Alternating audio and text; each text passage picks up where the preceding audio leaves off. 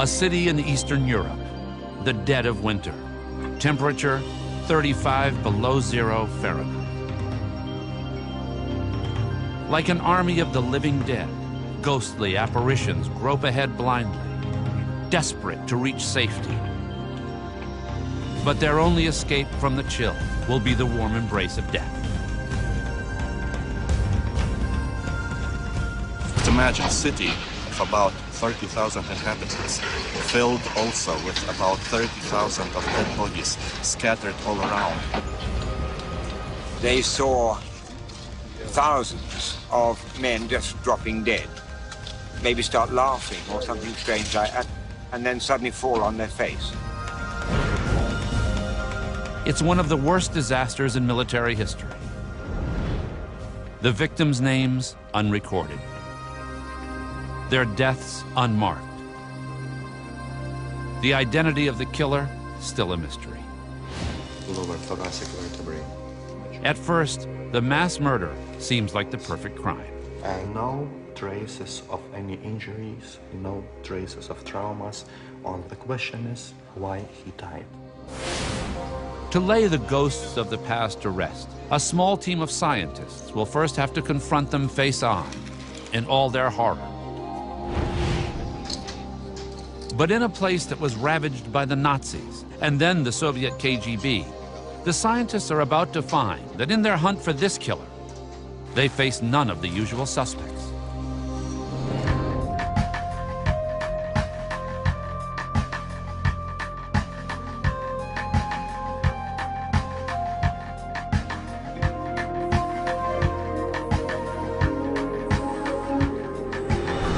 Lithuania was the first of the Soviet republics to declare its independence in 1990. Today, the capital, Vilnius, is a thriving center of economic development.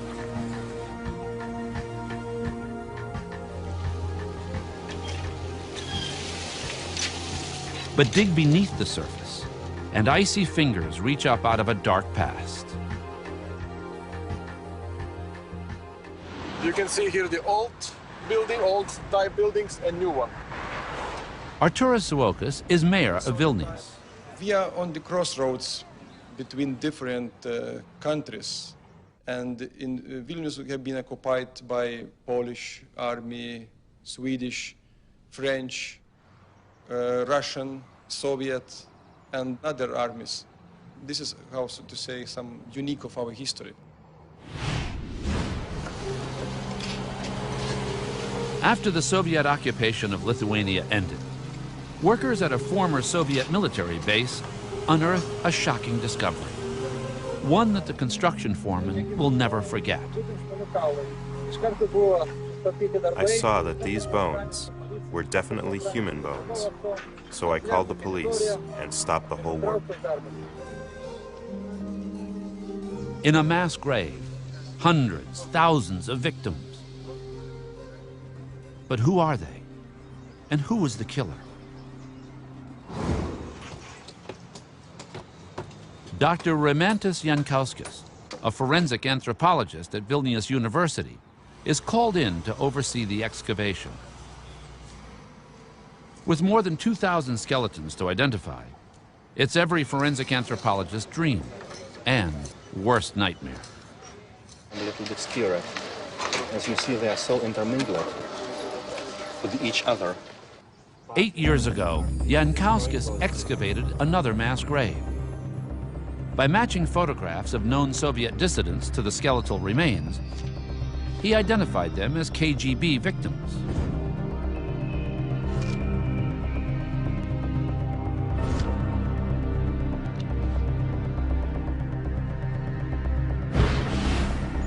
This pit is only half a mile from the KGB site. It makes the Soviets the prime suspect here too. But something doesn't add up.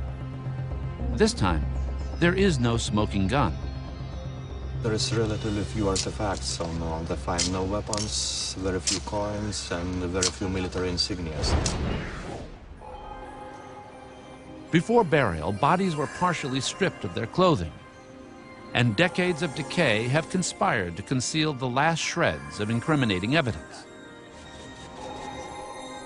Then, a single button from a vanished uniform, a tantalizing clue to the identity of the victims. There is a small trace of decoration just getting around on the rim, but you cannot see much on the front part of the button. When the buttons are cleaned, archaeologists positively identify their source. It plunges them back in time to the mightiest army in European history. An awesome force under the total control of a single extraordinary man. More books have been written about Napoleon Bonaparte than the number of days that have passed since his death, and still he amazes. Napoleon is not even French. He's a one-time artillery lieutenant from the island of Corsica. But by 35, he has crowned himself Emperor of France, and he's Europe's reigning workaholic.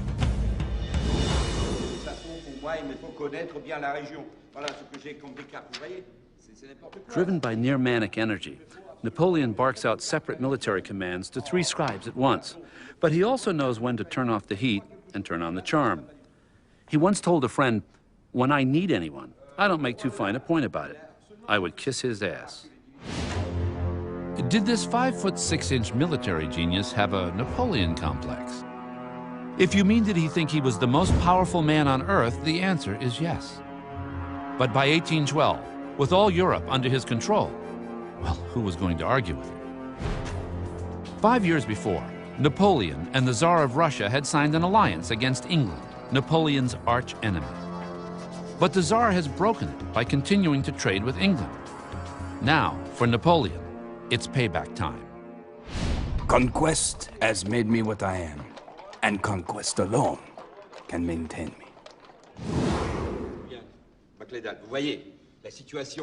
For 2 years, he plans the invasion of Russia. Gifted with a photographic memory, Napoleon maps out his conquest down to the nitty-gritty. He personally designs the supply wagons, frets over the number of horseshoes to bring, and the exact amount of food each soldier carries with him. But while his conscious mind plots cold-blooded strategy, his subconscious betrays his fears. Napoleon is haunted by a recurring nightmare, according to this account by his valet. The memory of this dream followed him a very long while. He often spoke of it, each time trying to extract different deductions from it.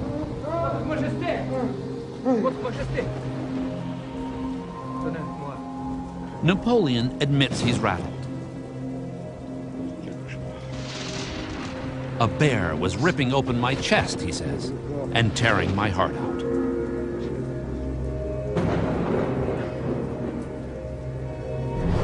In the dream, he's being attacked by a bear, the symbol of Russian might. Reality check. Instead of a bear, the real Russian ruler, Tsar Alexander, seems more like a pussycat. The Tsar can't stand the sight of blood. Addicted to the pleasures of the Russian court, he's scorned as grandmother's spoiled pet. But the Tsar conceals a darker side. He's so cunning and two-faced, he has been called the Sphinx. It's even whispered that he had a hand in the murder of his own father. But to Napoleon, he looks like a pushover. Pitted against the greatest military genius of his time, the Tsar has fought only one battle in his life and lost. The invasion of Russia looks like a slam dunk.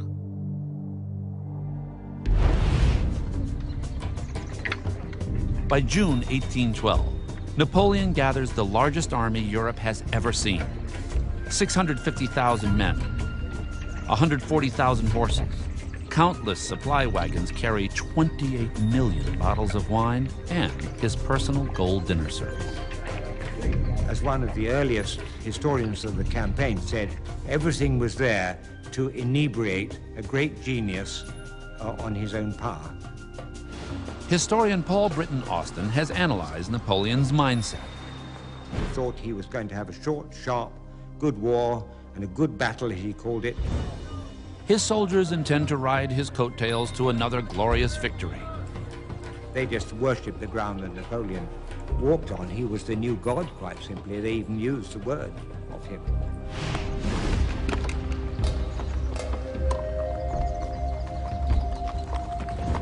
They set out towards the river Niemen at the Lithuanian border. One of his generals proclaims, The word Niemen inflamed our imagination. Everybody was on fire to get across it. but who are these soldiers willing to lay down their lives for the man they call le patron, the boss? So, I can make a note that this is male. From the 1,700 skeletons examined so far, Dr. Jankowskis has put together a startling portrait of Napoleon's invasion force. An illustrative majority was prevailing young males, 20 to 25 years. Just few of them, less than 10%, were younger than 20, but some of them are as young as 15 years. The research bears out what historians had long suspected. After 16 years of non-stop war, Napoleon has been forced to draft tens of thousands of raw recruits. Accounts reveal that no one was more worried about it than Napoleon himself. I find these men too young. What I need is people who can stand fatigue. Men who are too young only fill the hospital.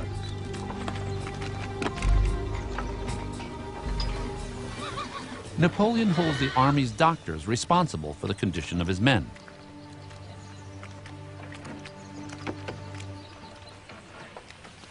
When he meets an artillery surgeon, Edouard Deschy, Napoleon grills him on the health of the troops. Êtes-vous le docteur à l'hôpital d'Insterbourg?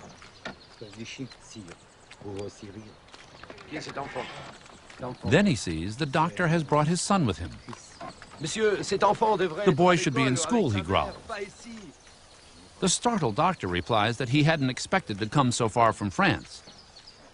Anyone who belongs to the army, says Napoleon, should be prepared for anything.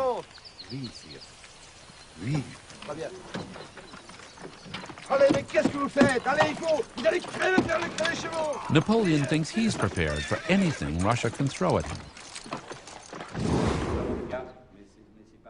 He reassures his generals he will polish off the Tsar in less than 2 months, long before the dreaded chill of the Russian winter. His first obstacle, the Niemen River. For Napoleon, it's a no-brainer. He has brought with him a high-tech solution, pontoons specially designed by the finest engineers in Europe.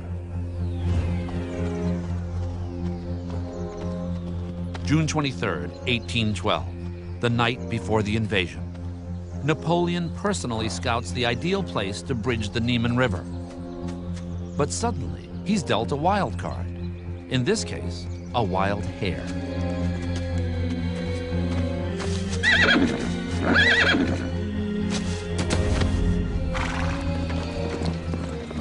A close aide, General Caulaincourt, observes his reaction. He affected the utmost serenity and did all he could to banish the gloomy doubt no one could help feeling. But his officers are more shaken up than Napoleon is.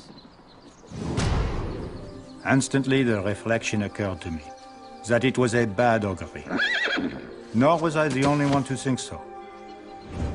For the Prince of Neuchâtel seized my hand and said, "We'd better not cross the Niemen. This is a bad omen."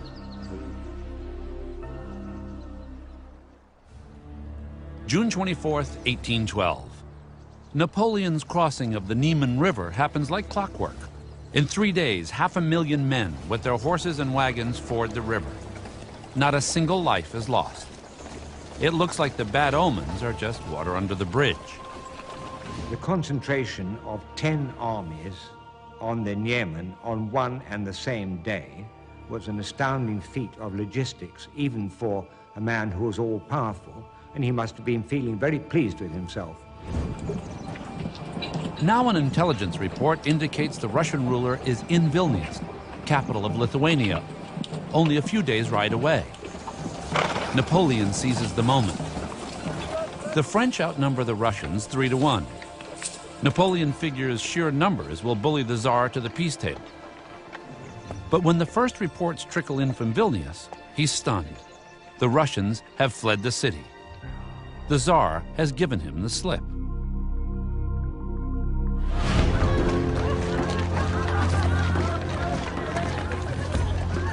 When Napoleon army came to Vilnius, many of Vilnius citizens at that time have been quite happy because the Napoleon army kicked out the Russians. And they looked to the Napoleon as a hero. June 28, 1812. In Vilnius, the Lithuanians roll out the red carpet. The troops revel in the moment. Proof the old Napoleon magic still works. One soldier, Victor Dupuy, writes, We are welcomed with the most joyous acclamations. The ladies in their party dresses were throwing down flowers and biscuits to us. But Napoleon is in no mood to pop open the champagne. He had hoped for a quick knockout punch. Now the Tsar has slipped through his fingers. In fury, he storms to the Archbishop's palace.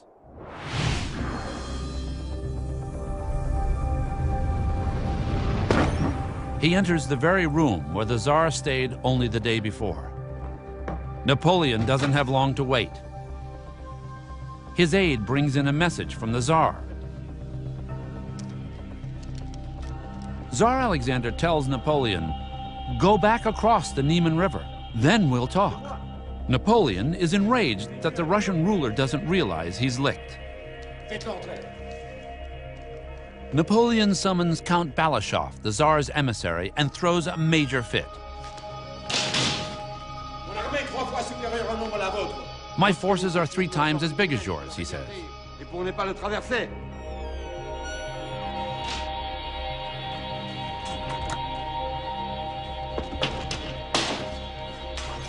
Aren't you ashamed? With all Europe behind me, how can you resist me? Balashov politely replies, "We'll do our best, sire." So he is warned, but he just dismissed this as a lot of rhetoric. Napoleon orders his men after the Tsar with a vengeance. His troops are more cocky than ever. As one of his captains boasts, "We could have been asked to conquer the moon, and we would have responded with, 'Forward march.'" To Napoleon, Vilnius is little more than a consolation prize. But while he hunts down the Tsar, he has no intention of leaving his trophy at risk. Napoleon set up a provisional puppet government here in Vilnius, whom he gave instructions, one of which was to dig trenches to prevent the city being suddenly seized by some Russian foray in his absence. And it's these trenches that almost certainly are where the mass grave is today.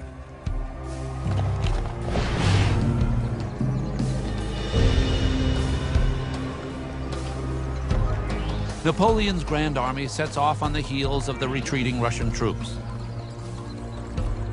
Their mission, to catch the Tsar before he escapes deep into Russia. There are a couple of his vertebrae, backbones, that have traces of fractures from pressure. Dr. Jankauskis found evidence of the French soldiers' grueling pace. This is a case of so-called marsh foot. That happened from heavy physical load. Bones were breaking because of tiredness. The forensic evidence confirms reports that the French soldiers set a blistering pace, up to 25 miles a day, carrying 60-pound packs. And scientists were puzzled to find something else that the remains of Napoleon's soldiers had in common. The most fascinating find for us was when you put lower jaw and upper jaw together.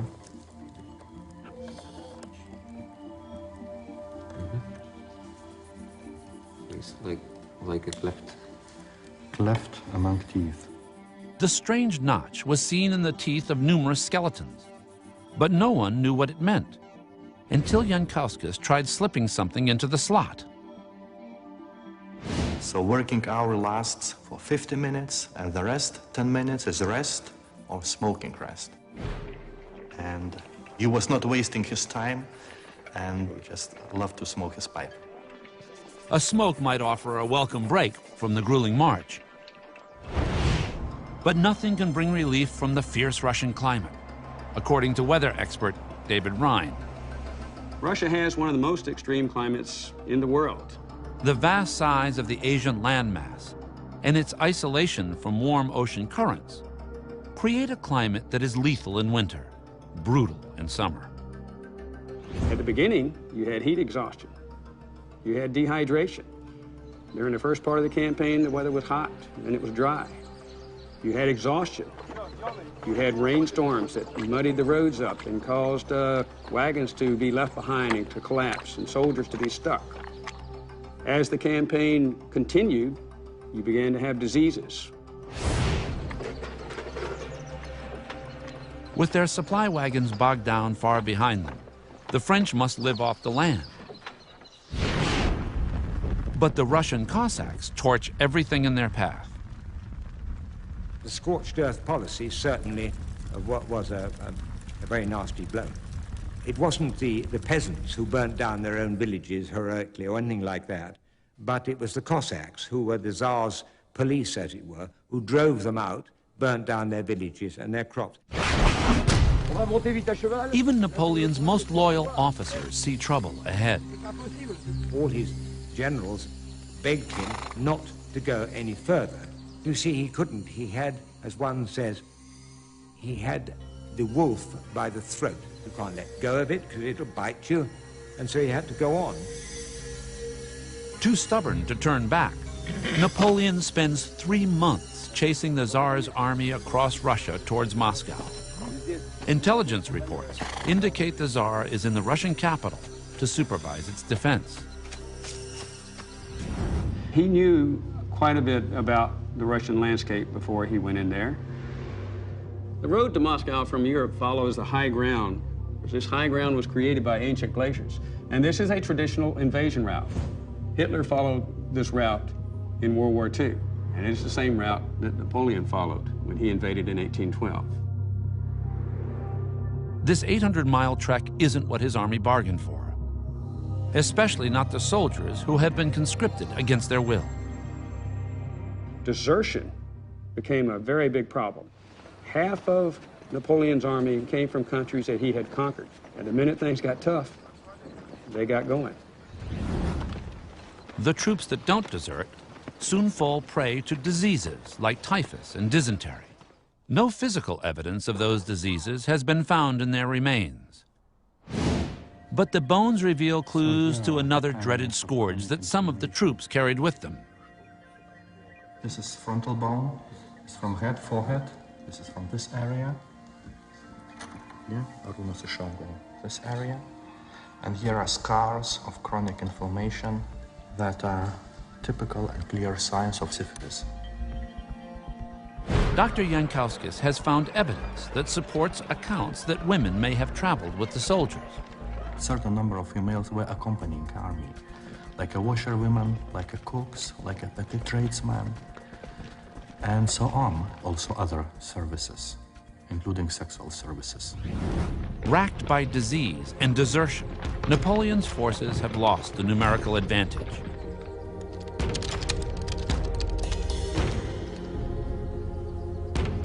September 6, 1812. At last, Napoleon gets his wish. He catches up with the Russian army at Borodino, a village 70 miles outside of Moscow. But instead of a 3-to-1 advantage for the French army, the balance has shifted. The Russians now have a slight edge.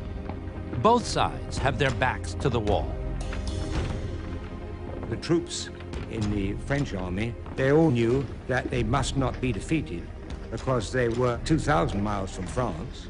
The Russians were determined to stand and fight more for the honor of Russia than anything else to stop the French getting into Moscow. Before the battle, Tsar Alexander sends an appeal to his troops. Defend Mother Russia from the unholy invaders. The blood of the valorous Slavs runs in your veins. Warriors, you are defending religion, our country, and freedom. I am with you. According to one of Napoleon's officers, his men have very different motives. They know no other divinity than their sovereign, no other reason but force, no other passion but glory. They have pinned everything on Napoleon. Now he's literally under the weather. At least that's the diagnosis of his personal physician. He was tormented by the winds, by the mist, the rain, and the atmosphere.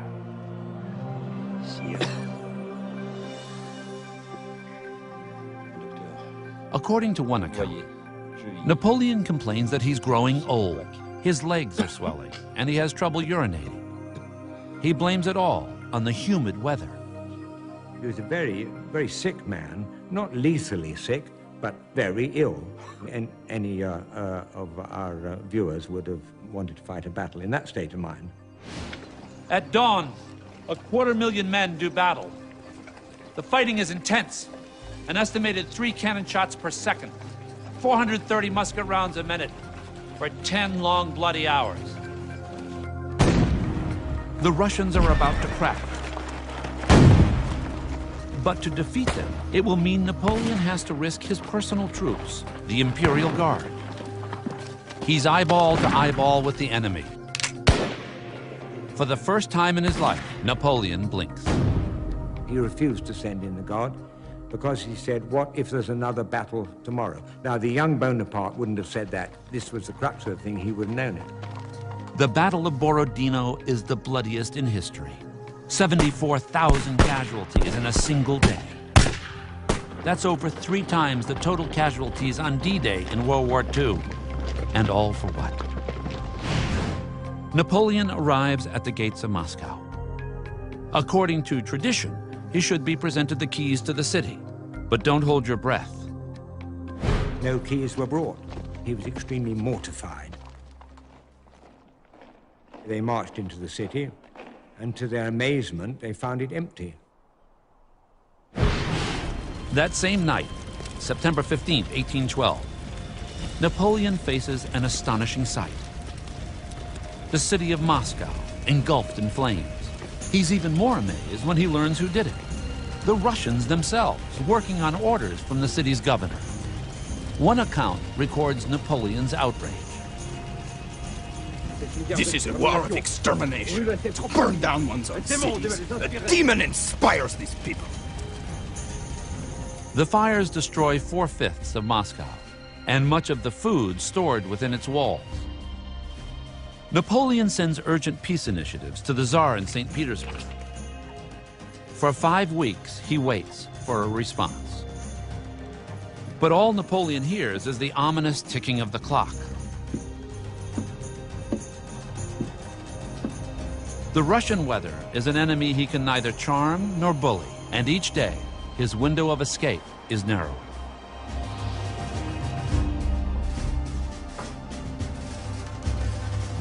Napoleon's generals like to boast that there is no such word as retreat in the French Army's dictionary. But on October 19th, 1812, Napoleon uses the R word.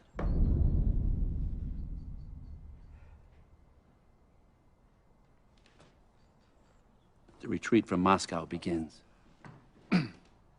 Take off your hat.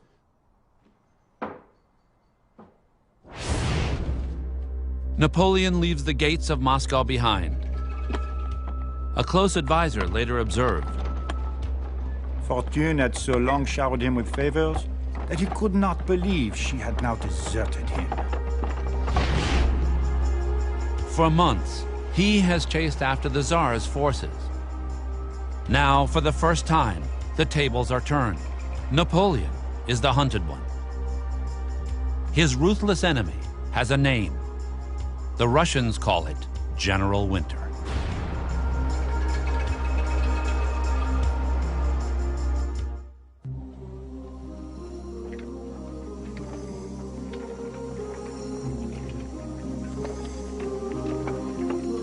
Napoleon's men set out from Moscow in a race against time. But they are slowed down by the weight of their own greed. In the Vilnius mass grave, Dr. Jankowskis found evidence of the heavy price Napoleon's soldiers paid during the march away from Moscow. There are a couple of vertebrae, backbones, that have traces of fractures from pressure. He was carrying something very heavy for long distances. They brought all this stuff and nothing like the food they would need to march 500 miles back to Vilnius. Soon, all they carry with them is hunger and exhaustion.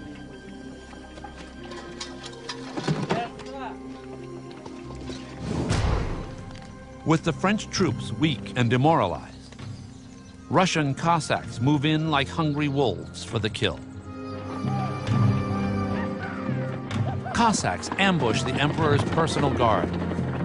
Suddenly, Napoleon finds himself the target. General Philippe de Ségur, his aide, who survived the attack, writes, "If these wretched fellows hadn't yelled so as they attacked, as they always do to dull their minds to the danger, perhaps Napoleon wouldn't have escaped them."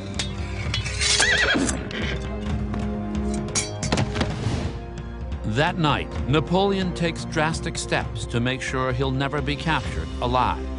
He has his physician prepare a lethal dose of fast-acting poison. Some experts believe it was opium mixed with belladonna. He will carry it with him from now on, just in case. The promise of swift and certain death.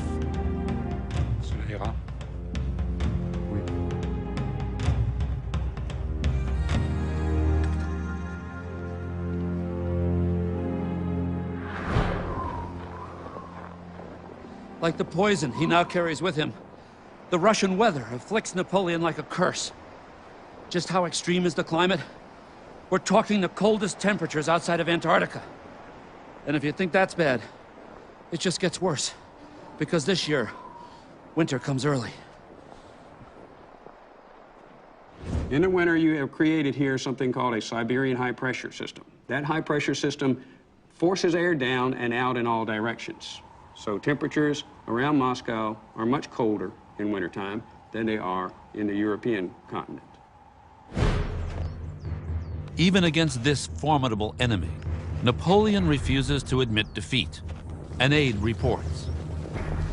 It seemed as if the emperor were expecting some miracle to alter the climate and end the ruin that was descending on us from every side. Alas, the emperor deluded himself, and our ruin followed on his misfortune. A ruin that rips the famed French esprit de corps to shreds. Total anarchy descends on the troops.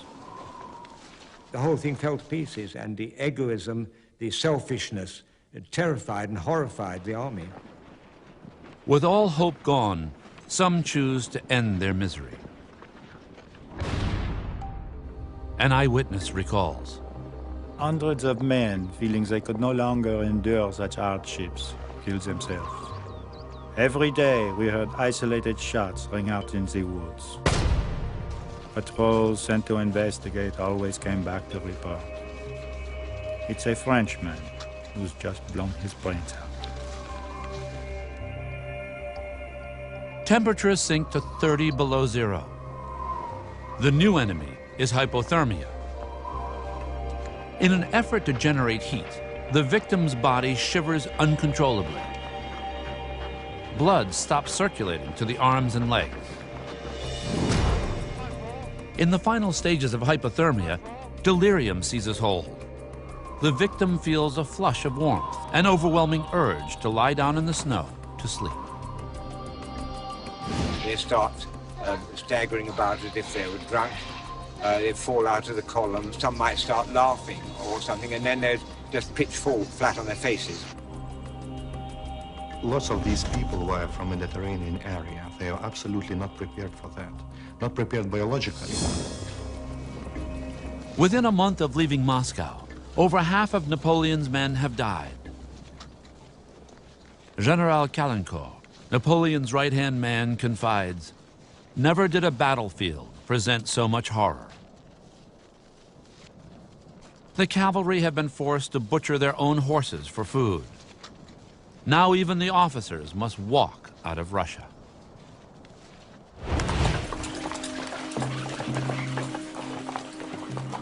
November 9, 1812. To show support for the troops, Napoleon dismounts and marches beside them. But according to one soldier, his gesture of sympathy backfires. I weep to see our emperor marching on foot, a stick in his hand. He who is so great, who has made us so proud. For weeks, the soldiers' only hope has been to reach Vilnius with its promise of food, shelter, and safety. At the gates of Vilnius today, historian Paul Britton Austin relives the moment. Stunned, freezing, starving, at the very end of their tether, or indeed far beyond it. And they were hoping, if they still had anything left to hope for, that Vilnius would be a safe haven where the retreat, this endless and terrible retreat, could finally end. But as they approach the city, the temperature plummets to its coldest yet. The temperatures were so cold that Napoleon's aide-de-camp reported birds falling from the sky. So cold that the breath from the humans literally just hung in the air like ice crystals, an ice fog. One eyewitness reports.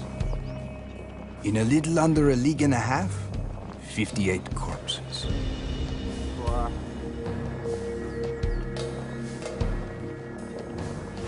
Finally, after marching for a month and a half, what's left of Napoleon's Grand Army catches sight of Vilnius, their last hope for a sanctuary. Of Napoleon's once mighty force of 500,000 that left Vilnius, only 20,000 returned. Even now, many of his men still cling to the hope that their leader will save them. They're out of luck. Napoleon is no coward, but he's got his own agenda. He's off to Paris to deliver his spin on the Russian disaster. The French are like women, he says. You must not stay away from them too long. Napoleon had beat it for Paris. 8 days it took him to get to Paris. Nobody had ever crossed Europe that quickly before, but the purpose was to get there before the news got there. Soon, news reaches Napoleon's men that he has abandoned them. What effect his departure had on his troops, we get different accounts of. It's an extraordinary, but one thing that all these people say is that though they cursed their officers and they cursed the weather and they cursed the Russians, nobody ever heard anybody curse Napoleon. A French captain recalls the impact of the moment. As long as he'd stuck with us, our total confidence in him had helped to reassure us. Now, all hope of any happy outcome vanished with him. On their 800-mile death march, the French troops look to Vilnius as a beacon of hope. Now, abandoned by Napoleon, they will have to face the final horror alone.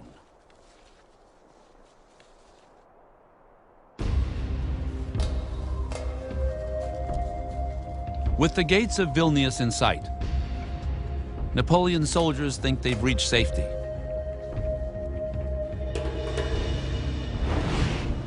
At those same gates, Paul Britton Austin relives the deadly gridlock of that day. And in no time at all, though, the most hideous pile-up here in front of this gate, as more and more people came on, hundreds, thousands of them. But around this gate, there must have been among the most hideous sights you can possibly imagine. Collapsing outside the gates, Napoleon's aide, Victor Dupuy, is more dead than alive.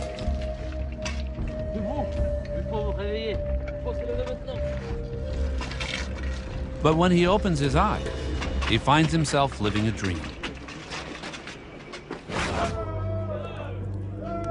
Napoleon's men can't believe it. After the horrors of the march, they feel like they've entered a parallel universe. As one soldier reports, with a feeling of prodigious happiness, we saw glittering shop windows, well-dressed people, and above all, the restaurants. Ironically, men who survived Cossacks and the Russian winter die at the dinner table. They seem to have stuffed themselves with food and drink, and some of them just died on the spot. You can't do that after starving for weeks on end.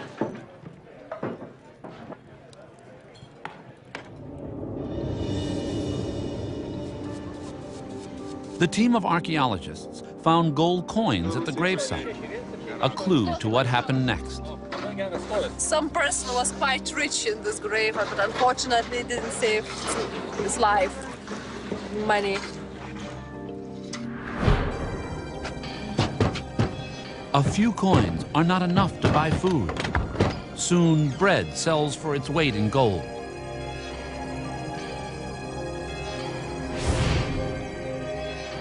How desperate are Napoleon's starving soldiers? In a frenzy of hunger, some break into the home of a university professor who has a collection of medical specimens pickled in alcohol. The soldiers pig out on the human organs preserved in the jars. Scientists now suspect that thousands more did not die from hunger, that the soldiers brought disease with them on their death march. Dr. Jankowskis and his team have examined scraps of soldiers' clothing for microscopic evidence of what killed them. This fragment of textile I can recognize as the remains of socks. We are trying to take the best preserved pieces of uniforms, of clothing, and to analyze them under microscope, first of all, so for remains of lice. This could be indirect proof about presence of epidemics of typhus.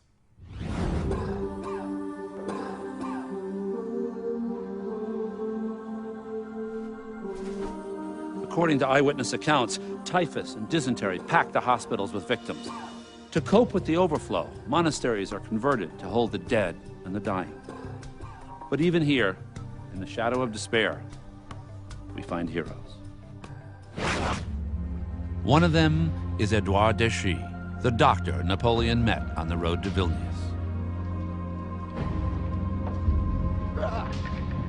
In the midst of all the chaos and horror, there was one unselfish, devoted man who looked after his patients with such devotion that he himself caught the typhus and died.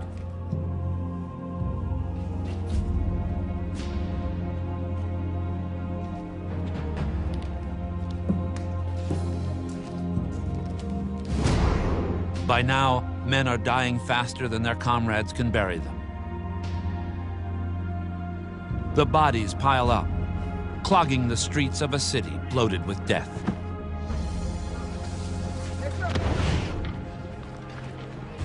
The pitiful survivors of Napoleon's once grand army set out for France. For the unlucky ones left behind in Vilnius, it's the final betrayal.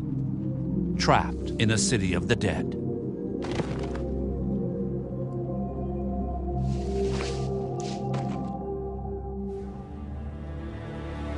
When the Tsar's forces finally enter Vilnius, there's no French army left standing.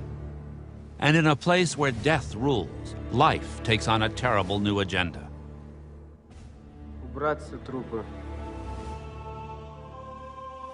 An English observer with the Russians is shocked to see how the bodies of the dead are used to shield the living. All the broken windows and walls were stuffed with feet, legs, arms, hands, trunk, and heads to fit the apertures and keep out the air from the yet living. When the Russians arrived in Vilnius, they needed these monasteries and hospitals for their own sick and wounded, of whom they had plenty, and they simply threw the French out of the windows.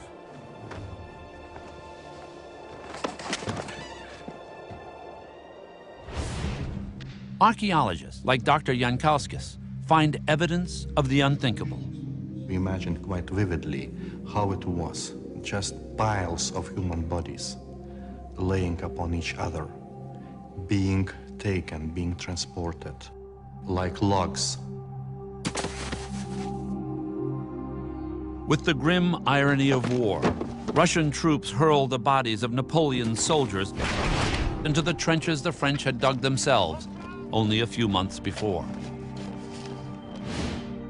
Even then, evidence suggests the soldiers' bodies were not left to rest in peace. Dr. Jankowskis found cuts in the victims' bones, a clue to what might have happened next. One of the possible explanations would be people were trying to remove valuable things, or let's say shoes, boots, from their bodies. So if boot was frozen, they were maybe trying to remove the sharp instruments with a big knife or even sword.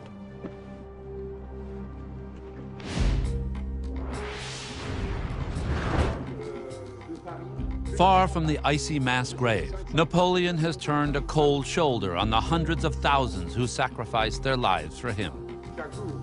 But strangely, he remembers at least one of the victims.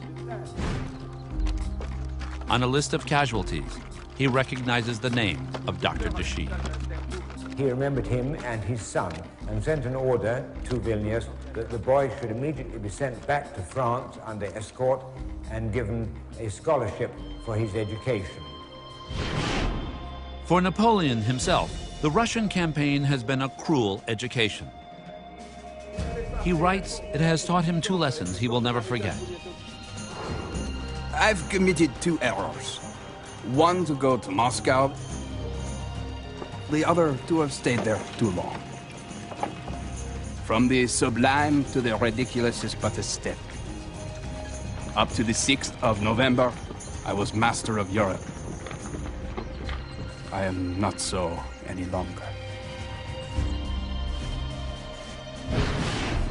Less than 2 years after Napoleon leaves Moscow, Tsar Alexander leads an army into Paris and forces him to abdicate. Napoleon swallows the poison he has worn since Russia, but it has lost its potency, and he survives. Long before his decisive defeat at Waterloo, Napoleon had already met his fate in the frozen wastes of Russia. In fact, he lost 10 times more men in the Russian campaign than at Waterloo. After the retreat from Moscow, his grand army is only a memory, and his power fades with it. Less than 9 years later, Napoleon will die on the remote island of St. Helena. In Vilnius, thousands are left to feed the worms in a muddy mass grave. But Napoleon will spend eternity in Paris, his final resting place among the grandest tombs in the world. As for his enemy, Tsar Alexander, he's as elusive in death as Napoleon found him in life.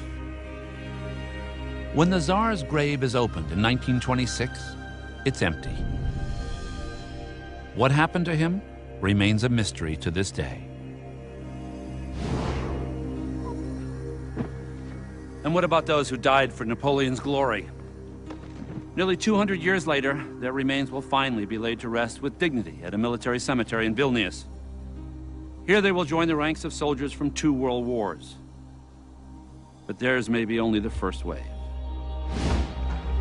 So far, 3,000 bodies from Napoleon's lost army have been found. But if Russian accounts are accurate, there are another 34,000 bodies of Napoleon's soldiers in Vilnius, yet to be discovered.